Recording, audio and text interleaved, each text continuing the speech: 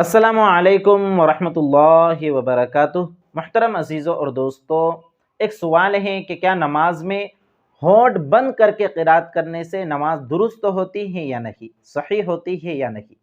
तो याद रखिए कि नमाज में क़िरात के दो तरीके हैं, एक जहरी तरीका यानी बुलंद आवाज़ से नमाज में क़िरात करना, और एक सिर्री तरीका यानी आहिस्ता आवाज़ से नमाज में क़िरात करना। जैसे ज़ोहर और असर में सिर्री क़िरात होती हैं और मगरिब, इशा और फजर में जहरी क़िरात होती हैं।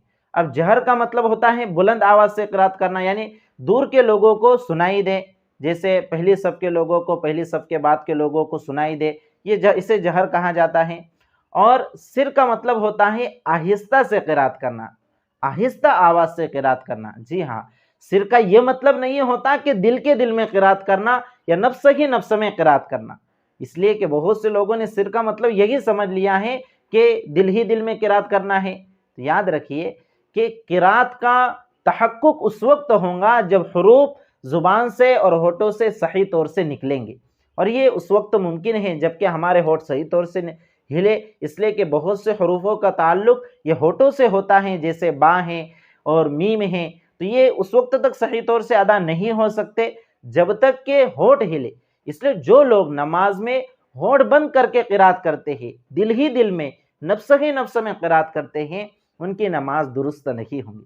इसलिए कि क़िरात या नमाज का एक अहम रुक्न है, और रुक्न के छूट जाने से नमाज दुरुस्त नहीं होती।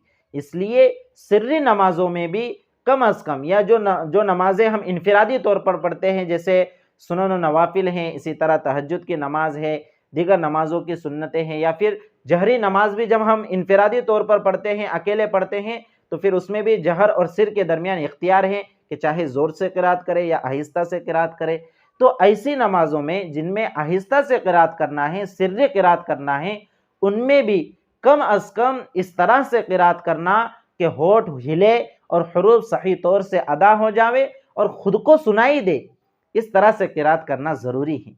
जी हाँ, अगर हम सिर्फ दिल ही दिल में क़िरात करते हैं, दिल ही दिल में सूरतें पढ़ते हैं, तो हमारी नमाज दुरुस्त नहीं होंगी। यही हुक्म तस्बीह का है, अत्तहियात का है कि इस तरह से अदा करें कि इनके हुरूफ जो हैं वो सही तौर से अदा हो जावे, वरना हमारी नमाज दुरुस्त नहीं होंगी। क़िरात में अगर खुसूसी तौर से ऐसा करता है, अगर तस्बीह में होता है तो सवाब कम मिलेगा तस्बीह के छूटने की वजह से, लेकिन नमाज तो अलबत्ता दुरुस्त हो जाएंगी। लेकिन अगर क़िरात वो होठ बंद करके करता है, दिल ही दिल में करता है, हुरूफ को सही तौर से अदा नहीं करता, तो उसकी नमाज ही दुरुस्त नहीं होंगी।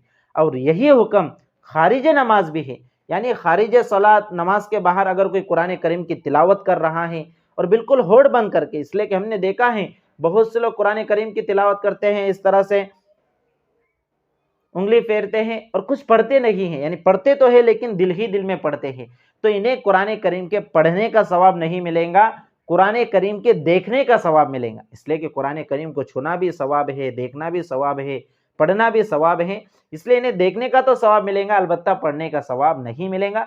इसलिए कि पढ़ना उस वक्त माना जाएगा जबकि हुरूफ सही तौर से अदा हो। अगर हुरूफ सही तौर से अदा नहीं होंगे तो उसे पढ़ना नहीं कहा जा सकता, तिलावत नहीं की जा सकती, और उसे क़िरात नहीं कहा जा सकता।